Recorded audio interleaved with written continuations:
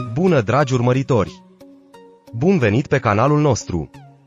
Te afli la adresa potrivită, unde poți accesa instantaneu cele mai recente știri.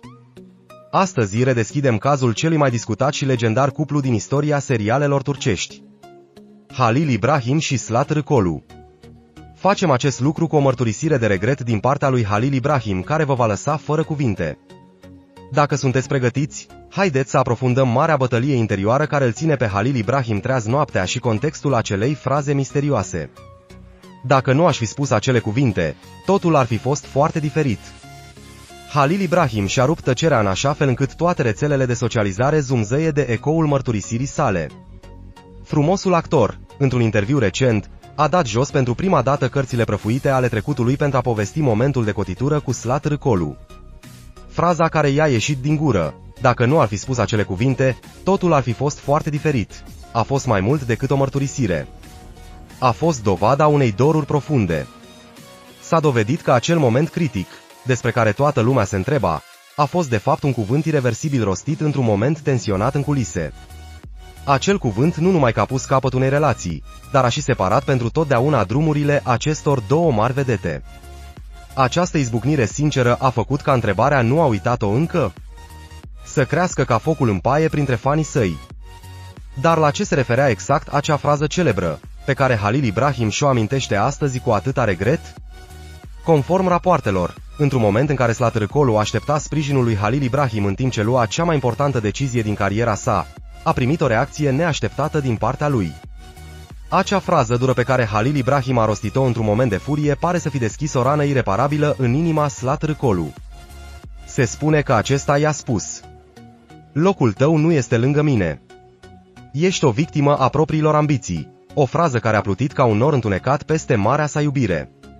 Spunând acestea, Halil Ibrahim încerca să-și înăbușe teama de a o pierde pe Slat Râcolu, dar a obținut rezultatul opus. Acum plătește prețul pentru acea greșeală, retrăind acel moment în mintea sa în fiecare zi. Faptul că Slat Râcolu a plecat fără să se uite înapoi după acele cuvinte a fost cea mai mare lecție din viața lui Halil Ibrahim. Actorul a remarcat că a înțeles prea târziu că acel moment nu era o scenă scenarisată dintr-un serial TV, ci un test nemilos al vieții reale. "Dacă nu aș fi spus acele cuvinte, poate că astăzi ne-am trezit la o viață complet diferită", a spus Halil Ibrahim, care, de fapt, și-a înlănțuit soarta de acea singură frază.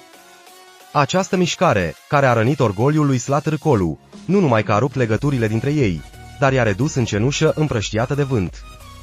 Lumea divertismentului va vorbi zile întregi despre adevăratul dacă nu mai ascuns în spatele acestei mărturisiri. Ultima secundă în care a văzut dezamăgirea din ochii femeii pe care o iubea a devenit cel mai mare coșmar al lui Halil Ibrahim. Conform informațiilor scurse de pe coridoare, Halil Ibrahim a vrut să-i transmită un mesaj indirect lui Slat Râcolu înainte de a face această declarație. Halil Ibrahim ar fi comentat: "Dacă aș putea să-mi retrag acele cuvinte, aș da toată averea mea din lume, simțind că nu mai am nimic de ascuns." Tăcerea profundă a lui Slat Râcolu în fața acestor mărturisiri ar putea fi un semn că rana este încă proaspătă. Deci fanii speră că într-o zi se vor reuni pentru a deuși acest nod. Greutatea cuvintelor rostite împiedică acest lucru. Expresia lui Halil Ibrahim: "Mi-am scris propriul final cu propriul meu stilou", rezumă acea noapte întunecată în care dragostea s-a predat orgoliului. Această mărturisire a spulberat complet imaginea dură și distantă pe care Halil Ibrahim o menținuse până acum. Pe rețelele de socializare, fanii sunt împărțiți. Un grup admiră onestitatea lui Halil Ibrahim, în timp ce alții reacționează spunând: "Ar fi trebuit să te gândești la asta la momentul respectiv." Fanii lui Slat Râcolu, în special, numesc aceste declarații o scuză care vine mult prea târziu. În comentariile de sub ultimele fotografii ale lui Halil Ibrahim, singurul subiect de conversație este acea infamă frază de regret. Mărturisirea sa: "Dacă nu aș fi spus acele cuvinte, ar fi fost mai rău", a ajuns pe prima pagină a ziarelor ca fiind cea mai mare mărturisire a anului. Această legătură invizibilă dintre cei doi rămâne neîntreruptă în ciuda anilor și devine tot mai tensionată cu fiecare declarație. Toată lumea așteaptă cu respirația tăiată să vadă ce mișcare va face Slat Râcolu ca răspuns la această mărturisire deschisă.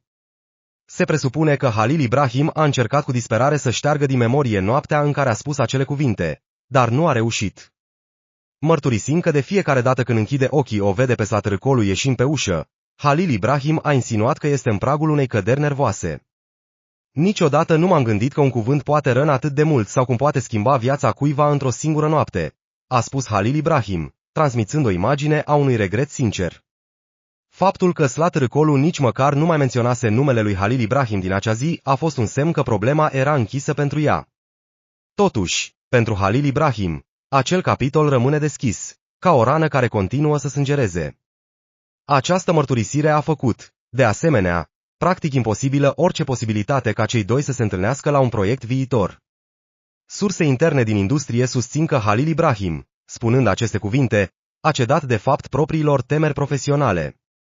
Se zvonește că sentimentele complexe pe care le-a experimentat cu privire la ascensiunea lui Slatârcolu au devenit o otravă care i-a ieșit pe gură. Dacă aș fi susținut-o, ne-am fi sărbătorit succesele împreună astăzi, a spus Halil Ibrahim, recunoscând că s-a pierdut la linia fină dintre gelozie și dragoste. Faptul că Slatârcolu a ajuns în vârf singură a devenit un factor care a alimentat și mai mult regretul lui Halil Ibrahim.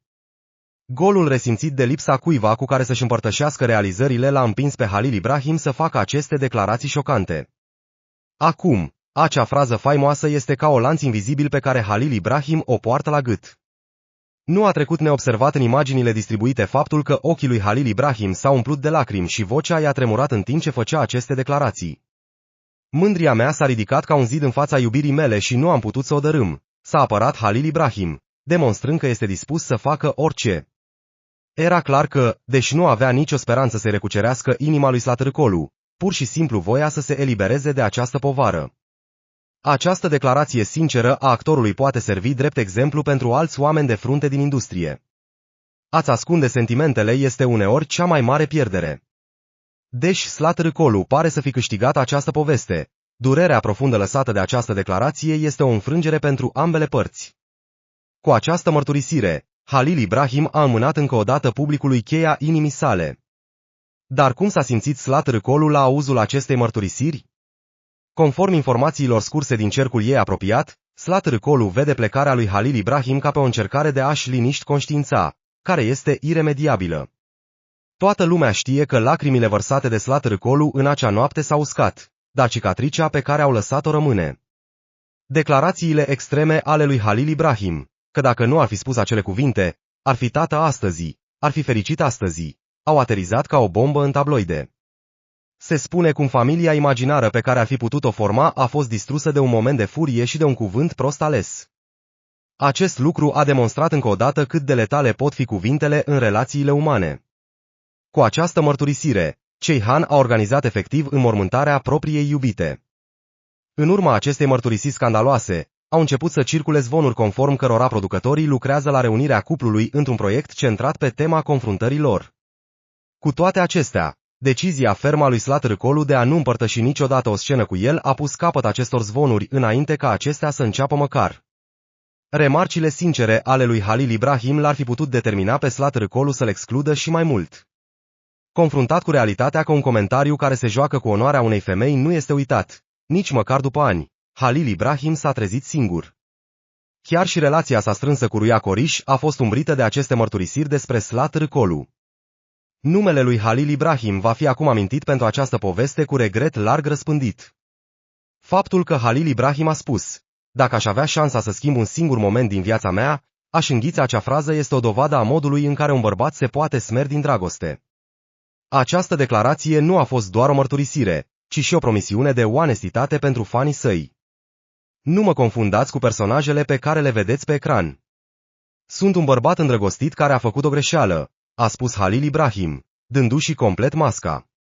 Poziția nobilă a lui Slatârcolu de a-și continua viața face ca regretul lui Halil Ibrahim să fie și mai emoționant. În timp ce o parte este prinsă în trecut, cealaltă construiește viitorul. Este cea mai amară versiune a iubirii. Cu această mărturisire, Halil Ibrahim s-a închis într-o celulă. În zilele următoare, se zvonește că efectele acestei mărturisiri vor crește și, probabil, că un răspuns neașteptat din partea lui Slatârcolu se va intensifica. O postare criptică a lui Slatârcolu la miezul nopții ar putea fie să stingă focul lui Halil Ibrahim, fie să-l alimenteze și mai mult. Lumea divertismentului așteaptă să afle conținutul exact al acestei fraze. În timp ce Halil Ibrahim continuă să trăiască sub greutatea acelui cuvânt misterios, Noi vom continua să-l urmărim în fiecare secundă. Această poveste a intrat în istorie nu doar ca o despărțire, ci ca o tragedie scrisă de propriile cuvinte ale unui bărbat. Îl va salva onestitatea lui Halil Ibrahim sau îl va scufunda și mai mult? În concluzie, mărturisirea lui Halil Ibrahim, dacă nu i-a fi spus acele cuvinte lui Satârcolu, este o luptă epică între dragoste și mândrie. Pa!